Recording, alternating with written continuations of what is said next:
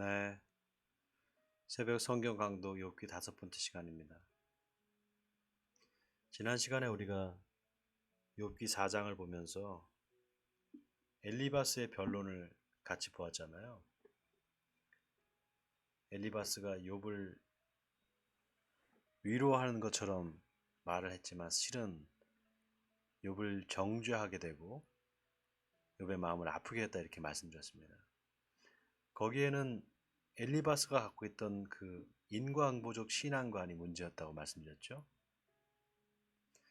여러분이 인과응보적 신앙관은 사람을 결국은 이제 죄인으로 몰아갑니다.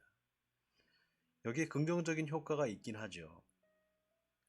자꾸 이제 죄를 생각나게 하고 네가 죄인이다 이렇게 이제 결국 결론을 내리게 되면 여기서 반응은 두 가지입니다. 회개하는 사람이 있고 회개하지 않는 사람이 있어요. 다행히 회개하는 사람은 하나님께서 그 회개한 사람을 이제 회복시켜 주시고 또 그 사람에게 은혜를 주신단 말이죠. 근데 회개하지 않으면 어떻게 됩니까? 회개하지 않으면 결국 이제 심판을 받게 되죠.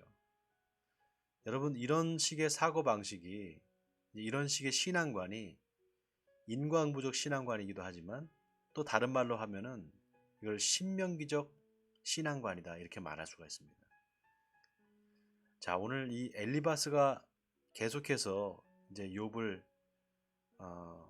위로한답시고 이제 하는 말이 이제 욥기 4장 5장에 계속 나오는데요. 오늘 욥기 5장을 같이 볼 텐데 이제 엘리바스가 어떤 말로 욥을 정죄하게 되는지 우리 같이 보겠습니다.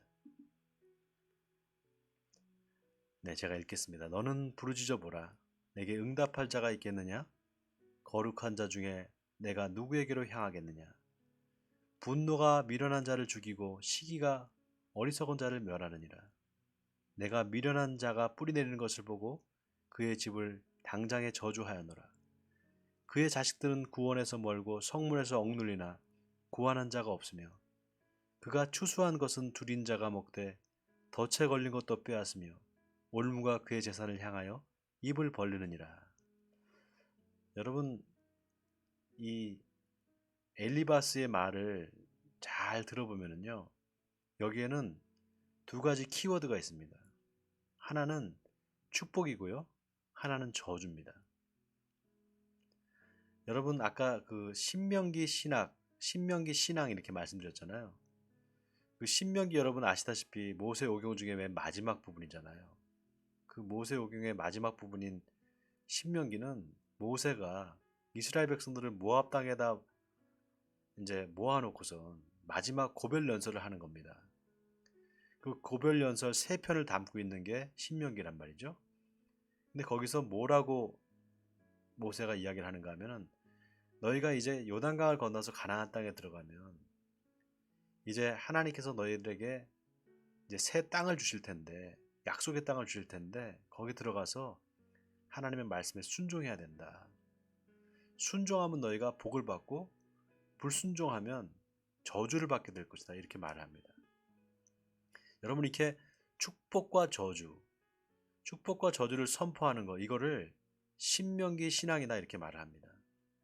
신명기 신학 또는 축복과 저주의 신학 이렇게 말할 수 있어요. 자, 그래서 하나님의 말씀에 순종하는 것은 뭡니까? 죄를 지었으면 빨리 회개하는 거잖아요. 그런데 오늘 여기 엘리바스가 하는 말을 자세히 들어보면 분노가 미련한 자를 죽이고 시기가 어리석은 자를 멸하느니라 이렇게 말합니다. 자, 분노를 품으면 안 된다는 거예요. 하나님의 그 징계를 받을 때, 그러니까 고난을 받을 때 그 고난이 분명히 죄로부터 왔고 죄를 지었기 때문에 네가 고난을 받는 건데 왜 네가 분노를 하느냐? 너는 분노할 자격이 없다. 그냥 참아야 된다. 그리고 불평불만 토로하지 말아라. 지금 이 생각이 지금 바닥에 깔려 있는 겁니다. 그래서 하나님 앞에 분을 품고 불만을 토로하고 그렇게 되면 그건 안 되니까 빨리 회개해야 된다. 이 말을 하고 있는 거예요. 자, 그런데 보세요. 어, 그러니까 아까 재난은 티끌에서 일어나고 또 고생은 흙에서 나는 것이 아니니라 이렇게 말했잖아요. 6절에 보면 그 재난은 티끌에서 일어나는 것이 아니고 고생은 흙에서 나는 것이 아니다. 이 말도 어떤 뜻인가 하면은 어떤 사람이 고난을 받는 게 그게 자연 발생적으로 우연히 일어나는 것이 아니라는 겁니다. 반드시 죄를 지었기 때문에 그 죄의 결과로 고난을 받는다. 그 말을 하는 겁니다. 자, 그 다음에 7절을 볼게요. 사람은 고생을 위하여 났으니 불꽃이 위로 날아가는 것 같으니라. 나라면 하나님을 찾겠고 내 일을 하나님께 의탁하리라. 자, 나라면 하나님을 찾겠고 이 말은 뭡니까? 하나님께 빨리 회개하겠고 이런 뜻이죠. 그러니까 9절에 하나님은 헤아릴 수 없이 큰 일을 행하시며 기이한 일을 셀 수 없이 행하시나니 비를 땅에 내리시고 물을 밭에 보내시며 낮은 자를 높이 드시고 애곡하는 자를 일으키사 구원에 이르게 하시느니라. 하나님은 교활한 자의 계교를 꺾으사 그들의 손이 성공하지 못하게 하시며 지혜로운 자가 자기의 계략에 빠지게 하시며 간교한 자의 계략을 무너뜨리심으로 그들은 낮에도 어둠을 만나고 대낮에도 더듬기를 밤과 같이 하느니라. 하나님은 가난한 자를 강한 자의 칼과 그 입에서 또한 그들의 손에서 구출해 주시나니 그러므로 가난한 자가 희망이 있고 악행이 스스로 입을 다무느니라. 자, 여러분 계속해서 엘리바스가 의인이 받을 복, 그 다음에 악인이 받을 저주를 얘기하고 있습니다. 축복과 저주의 신학을 얘기하고 있는 거죠. 그러니까 빨리 욥 네가 지금 불평과 불만을 토로할 것이 아니라 너는 빨리 회개해야 돼. 그렇게 회개하면 하나님께서 복을 주실 거야. 다시 회복시켜 주실 거야. 지금 이 말을 하고 있는 거죠. 자, 그 다음에 17절 볼게요.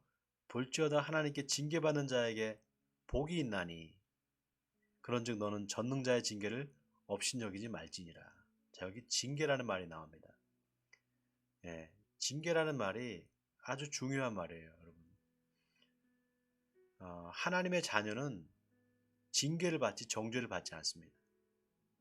징계와 정죄는요, 징계는 헬라 말로 파이두오라고 합니다. 파이디오. 이게 교육하다, 훈계하다 이런 뜻을 갖고 있어요. 히브리 말로는 무사르라고 합니다. 그러니까 회초리를 들고 아버지가 아들을 회초리로 때리는 거를 잘못했으면 회초리를 때려서 교육시키는 거를 말할 때 징계라는 말을 써요. 그러니까 지금 엘리바스는 요업한테 너는 하나님의 백성이니까 너는 지금 징계를 받는 거야. 지금 이 말을 하고 있는 거죠. 그러니까 징계 받을 때 그 하나님의 징계를 업신여기면 안 된다. 그 얘기를 하고 있는 겁니다. 자, 18절에 하나님은 아프게 하시다가 싸매시며 상하게 하시다가 그의 손으로 고치시나니 6가지 환난에서 너를 구원하시며 7가지 환난이라도 그 재앙이 내게 미치지 않게 하시며 기근 때의 죽음에서 전쟁 때의 칼의 위협에서 너를 구원하실 터인즉 내가 혀의 채찍을 피하여 숨을 수가 있고 멸망이 올 때에도 두려워하지 아니할 것이라. 너는 멸망과 기근을 비웃으며 들짐승을 두려워하지 말라. 들에 있는 돌이 너와 언약을 맺겠고 들짐승이 너와 화목하게 할 것이니라. 여러분 여기 들에 있는 돌이 너와 언약을 맺겠다. 이 말은 하나님께서 이제 그 회복시켜 주셔서 땅에서 하는 여러 가지 그 농사 같은 것들이 다 잘 될 거다 이런 뜻입니다. 그래서 큰 수확을 거둘 수 있다 이런 뜻이에요. 자, 그 다음에 또 들짐승이 너와 화목하게 할 것이다. 이 말은 어떠한 들짐승의 피해나 그런 재앙도 있을 수가 없다. 하나님이 지켜주시기 때문에 괜찮을 것이다 이 말입니다. 그러니까 이거는 회개하고 돌아온 의인들, 그러니까 하나님의 자녀들 다시 하나님께서 회복시켜 주시고 그들을 편안하게 살게 하실 거다 이 말이에요. 자, 25절에 24절에 내가 내 장막의 편안함을 알고 내 우리를 살펴도 잃을 것이 없을 것이며 내 자손이 많아지며 내 후손이 땅의 풀과 같이 될 줄을 내가 알 것이라. 네가 장수하다가 무덤에 이르리니 마치 곡식단을 제때에 들어올림 같으니라. 볼지어다 우리가 연구한 바가 이와 같으니 너는 들어보라. 그러면 네가 알리라. 자, 여러분 계속해서 엘리바스는 축복과 저주의 신명기 신학을 이야기하고 있습니다. 여러분 우리가 이 인과응보적 신앙 또 축복과 저주를 얘기하는 신명기 신학 이런 것들이 구약 성경 전체에 흐르는 하나의 큰 맥입니다. 그런데 이런 신명기 신학이나 축복과 저주의 이 내용이 말이죠. 이것이 우리 인생들, 우리가 현재 우리가 살고 있는 삶에서 일어나는 여러 가지 복잡한 문제들을 다 설명해낼 수가 있을까? 여러분 만약에 신명기 신학이 맞고 또 축복과 저주의 신학이 맞는다면요. 의인이 고난을 받으면 안 됩니다. 아니 하나님의 말씀에 잘 순종하고 하나님 말씀대로 사는 사람이 왜 고난을 받습니까? 성경 말씀대로라면 축복을 받아야죠. 그런데 우리 인생을 보면은 정말 열심히 살고 하나님 말씀대로 착하게 살고 말씀에 순종하는 사람인데 고난받는 사람이 있단 말이죠.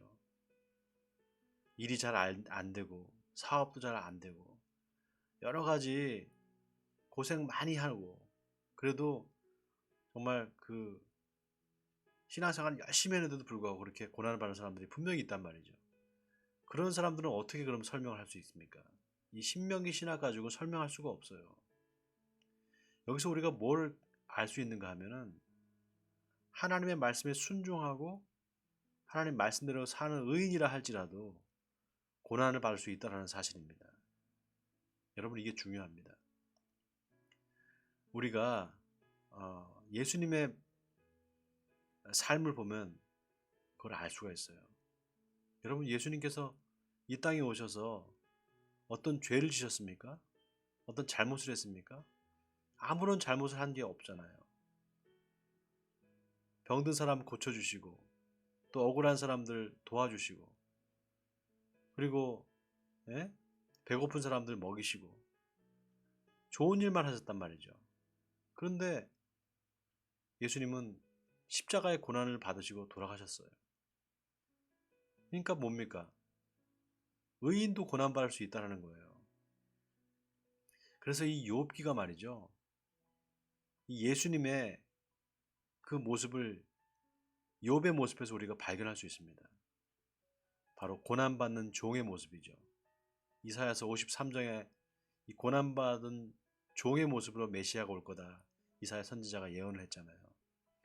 그래서 이 욥기가 예수님을 예표하고 있어요.